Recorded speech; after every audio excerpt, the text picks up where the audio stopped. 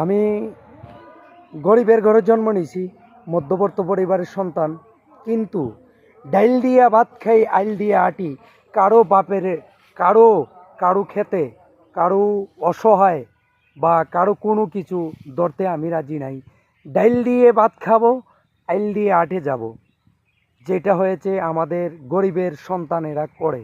কিন্তু কখনো কোনো দিন চাই নাই কারো কখনো ক্ষতি হোক। সব সময় চেয়েছি সে আমার ভাই, সে আমার সে আমার হৃদয় হৃদয় বন্ধস্থলের একটি মানুষ। কখনো আমি কারো ক্ষতি কখনোই করতে চাই না। কেন যে আমার পিছনে মানুষ এত এত লাগা লাগছে জানি না। আল্লাহ পাকের কাছে কখনো কি আমি ভালো থাকতে পারবো কি না, সেই মাত্র একমাত্র উপরে আল্লাহই জানে। ভালো ছাড়া একমাত্র শুধু আমি গরিবের ঘরে জন্ম নিয়েছিলাম, সেটাই আমার কষ্ট। আমি তো যে আজকে একটা মানুষ না হয়ে আমি অবহেলিত একমাত্র একটি কারণ, আমি যখন মা বোন ভাই বেরদার সবাইকে নিয়েছিলাম। আমি সবার আদরের একটি সন্তান ছিলাম, সবার একটি আদরের একটি ভাই ছিলাম।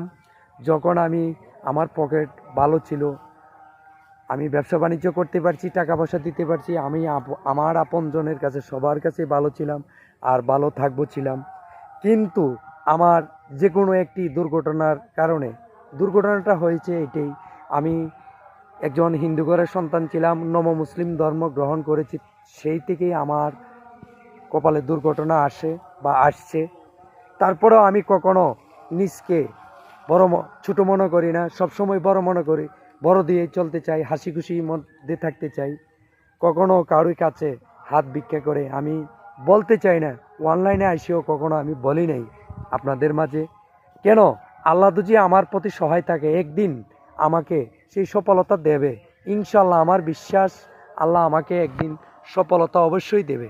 কিন্তু সেই সময় সেই সুযোগটা তো আর পাবো না ভাই।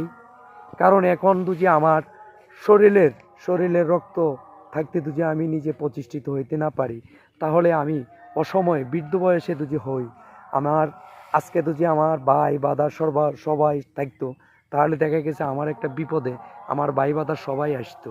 কিন্তু আমার আত্মীয় স্বজন কেউই নেই এই পৃথিবীর উপরে আল্লাহ ছাড়া, আমার মহান আল্লাহ ছাড়া আর কেউই নেই।